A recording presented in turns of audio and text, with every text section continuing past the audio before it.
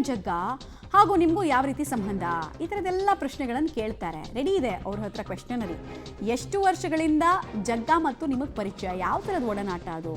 ಮತ್ತು ನಮ್ಮ ಜೊತೆಗೆ ಮಾತಾಡಿದರು ಅವರು. ಆವಾಗ ಯಾರೂ ಗೊತ್ತಿಲ್ಲ ಅಂತ ಹೇಳಿದರು. ಅದನ್ನು ಕೂಡ ಅಬ್ಸರ್ವ್ ಮಾಡಿದ್ದಾರೆ ಪೊಲೀಸರು definitely.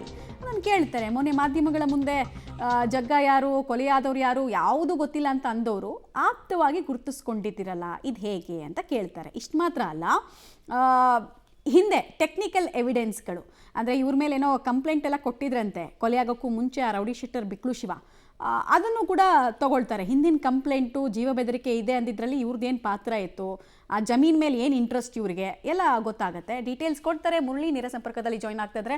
Murali, set of questions ಈಗಾಗಲೇ ರೆಡಿ ಆಗಿದೆ ಅನ್ನೋದನ್ನ ಮಾಹಿತಿ ಕೊಡ್ತಾ ಇದ್ರಿ. ಸೊ ಯಾವ್ಯಾವ ರೀತಿ ಕ್ವೆಶನ್ಸು, ಯಾವುದು ತುಂಬ ಕ್ರೂಷಿಯಲ್ ಆಗುತ್ತೆ, ತನಿಖೆಯ ಯಾವ ಪಾರ್ಟ್ ತುಂಬ ಕ್ರೂಷಿಯಲ್ ಆಗುತ್ತೆ ಅಂತ?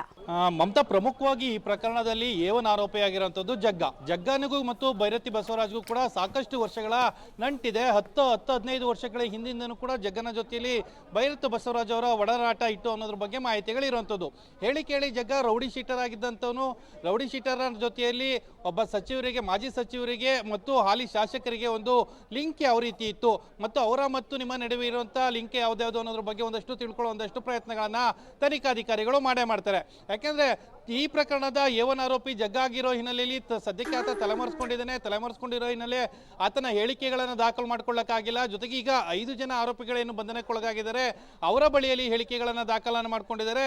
ಅವರೆಲ್ಲರೂ ಕೂಡ ಸಂಪೂರ್ಣವಾಗಿ ಜಗ್ಗನ ಮೇಲೆ ಒಂದು ಹೇಳಿಕೆಯನ್ನು ಕೊಟ್ಟಿರುವಂಥದ್ದು. ಜೊತೆಗೆ ಭೈರತಿ ಬಸವರಾಜ್ ಅವರ ಮೊದಲ ವೃತ್ತಿ ಅಂದರೆ ಶಾಸಕರಾಗೋದಕ್ಕಿಂತ ಮುಂಚಿತವಾಗಿ ಅವರು ರಿಯಲ್ ಎಸ್ಟೇಟ್ನಲ್ಲಿ ಬಿಸ್ನೆಸ್ನಲ್ಲಿ ಏನು ಹೆಚ್ಚು ತೊಡಗಿಸ್ಕೊಂಡಿದ್ದಂಥವ್ರು, ರಿಯಲ್ ಎಸ್ಟೇಟ್ನಲ್ಲೇ ಇದ್ದಂಥವ್ರು. ಆ ಸಂದರ್ಭದಲ್ಲಿ ಜಗ್ಗನ ಲಾಲನೆ ಪಾಲನೆಯನ್ನು ಅವರೇ ಮಾಡ್ತಾ ಇದ್ರು ಅನ್ನೋದ್ರ ಬಗ್ಗೆ ಆರೋಪಗಳು ಇರುವಂಥದ್ದು. ಅದಕ್ಕೆ ಪೂರಕವಾದ ದಾಖಲಾತಿಗಳು ಇರುವಂಥದ್ದು ಇರ್ಬೋದು. ಜೊತೆಗೆ ಮೊನ್ನೆ ನಡೆದಂಥ ಅವಲಹಳ್ಳಿ ಬಳಿ ನಡೆದಂಥ ಗಲಾಟೆ ಇರ್ಬೋದು. ಇದಕ್ಕೆಲ್ಲದಕ್ಕೂ ಸಂಬಂಧಪಟ್ಟಂತೆ ಒಂದಷ್ಟು ಪ್ರಶ್ನಾವಳಿಗಳನ್ನು ಕೇಳ್ತಾರೆ.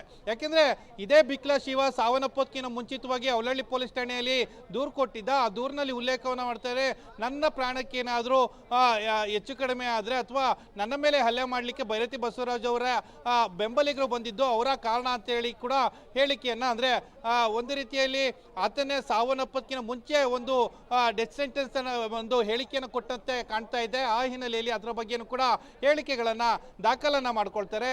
ದಾಖಲನ್ನ ಮಾಡಿಕೊಂಡು ಇನ್ನೊಂದಷ್ಟು ಮಾಹಿತಿಗಳನ್ನ ಕಲೆ ಹಾಕುವಂಥದ್ದು. ಅದಾದ ನಂತರ ಈ ಆರೋಪಿಗಳ ಬಳಿಯಲ್ಲಿ ಇರುವಂಥದ್ದು ಮತ್ತು CDRಗಳು ಮೊಬೈಲ್ನಲ್ಲಿ ಜಗ್ಗನಿಗೂ ಮತ್ತು ಭೈರತಿ ಬಸವರಾಜ್ ಅವ್ರಿಗೂ ಇಬ್ಬರಿಗೂ ಕೂಡ ಮಾತುಕತೆ ಯಾವ್ಯಾವ ದಿನಗಳಲ್ಲಿ ನಡೆದಿದೆ, ಹಣದ ಟ್ರಾನ್ಸಾಕ್ಷನ್ಗಳು ಏನೇನು ನಡೆದಿದೆ, ಇದೆಲ್ಲದರ ಬಗ್ಗೆನೂ ಕೂಡ ಮಾಹಿತಿಗಳನ್ನ ತಿಳ್ಕೊಳ್ಳುವಂಥ ಪ್ರಯತ್ನವನ್ನ ಈಗ ತನಿಖಾಧಿಕಾರಿ ಮಾಡುವಂಥದ್ದು. ಮಮತಾ, ರೈಟ್. ಧನ್ಯವಾದ ತಮ್ಮ ಮಾಹಿತಿಗಾಗಿ ಮುರಳಿ.